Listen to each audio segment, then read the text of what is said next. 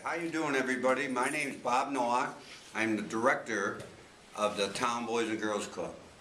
And the reason I'm doing this because I'm probably the longest lasting director there is. 42 years of running the Boys and Girls Club. I'm here just to say a few things about the club and some of the interesting things that happen over the years. My point of this little video that we're doing is it seemed to get to the point now we're at that nobody wants to take care of the average kid. And what I call average, the kid that may have a mother and father and doing well in school and seems to get along with everybody. It almost seems like they're being punished for being good. And our goal here at the club is not only to take care of the kids with the extreme needs, but the average kid. And over the years, it is proven if you keep them busy and active, they become better people as they grow up. And how do I know that? Obviously, after 42 years, they're young men and women and are sending their kids back here. The sell to that is very difficult. But that's our goal here. And every day we find both mix. The hardcore kid, the kid that needs extra help, which our staff does with, but just keeping the average kid a place to go. We used to take all the hardcore kids, they call them hardcore, difficult kids, to every Sabres game, every day. And they appreciate it in a way, but we'd leave out our kids that were doing well. And our goal is now to blend it in between both of them. Over the years, I've had heartbreaking experiences from fights at the club, and we'd have to deal with that, to kids that needed extra help, where you'd actually have to go in their homes and try to work out that difficulty. And unfortunately, we tie shoes, wipe noses, and hopefully prevent bullying and suicide. We've had the ups and downs of all that. Some of the things, I've had kids that were misbehaved write some letters. I'm going to read a couple quick ones to you. Just the average kid that needed some help. I got to turn on my Rite Aid glasses here. This one is from, I just mentioned, Kenneth. It says, "I'm so sorry for doing what I did, and I apologize to the persons and parents of the kid that I hit.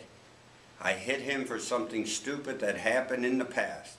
If you could please just forgive me, and you'll never hear people say again that Kenny was starting more trouble. I'm a lover, not a fighter. You got my word before the club that I was not smoking pot. The club helps me stay off the street. Please give me one more chance." For a young person to write a letter like that, because you remember the Boys and Girls Club isn't a place where you have to be. It's somewhere you want to be. This isn't a school where you have to attend. So to have somebody want to come back that much, it means a lot to the club and our staff. And again, this was written by a young man that now works at 3M and is actually head of personnel. And it was a while ago, but you can see how he turns around and he comes back and he says, "The best times of my life were at the Town Boys and Girls Club." So there again is a true story that happens every day here. Okay? All right. Another story there, boys. This one is sad but true. I had a young man come to the club, and he was a super kid. One of those gifted kids that came in happy every day, and I got to know him. Now, this club I ran, it was called the Projects. It was Schaefer Village Projects.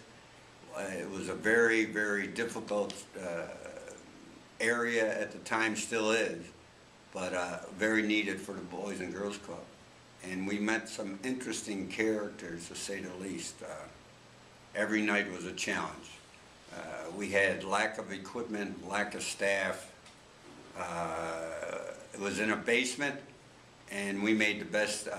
Everything was run by duct tape, and it was almost like the dead end kids moved it. But this boy, his name was Anthony, came in, and we raised him at the club year after year, became a junior staff member, and eventually he became Youth of the Year.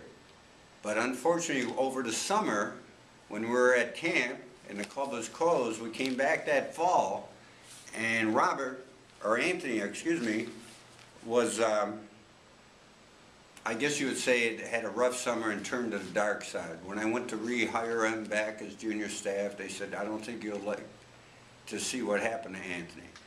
Anthony, like some of the other boys and girls we had over the years, turned to drugs, turned to sales of drugs, and really went to the dark side. Well, after he was caught for his misbehaving and things like that, he was sent to jail. And he called me continuously apologizing for what he did, and he wanted to write a small letter so he could come back and tell some of the other members. Now this is from one extreme to the other. A former member of our club was just sentenced to 25 years to life for drug distribution of crack cocaine. Anthony was not only a member of our club, he became a junior staff and a future Youth of the Year. But over the summer, Anthony turned to the dark side. Money and power became his way of life. He would visit our club and say hello and show off his new things that he bought with his drug money. It hurt my staff and myself to know that the club was no longer a part of his life, but the streets have become more important. Well, we stopped seeing and hearing from Anthony, but when he made the paper for selling drugs, it surprised everyone, including myself. Then on Tuesday afternoon, the phone rang at the club. It was Anthony. He was calling from jail. Anthony was crying on the phone to me and apologizing for letting the other members down and myself. He said he would do anything he could so that other members did not end up where he is. I asked him if he'd do a video about his mistakes he made on the streets. I want to show the other club members, one of our own, that had to learn the hard way. He agreed with thoughts and prayers that it would save someone's life. So I guess what I'm trying to say is, even past members who spent a third of their lives in jail wants to give back to the one thing he loved most, the town Boys and Girls Club. Crazy how business can become involved in such tragedy.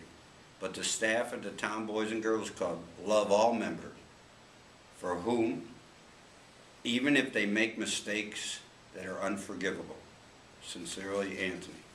And that's another example that as they get along in life, as hard as it is for them, they always remember who gave most. And it was sad.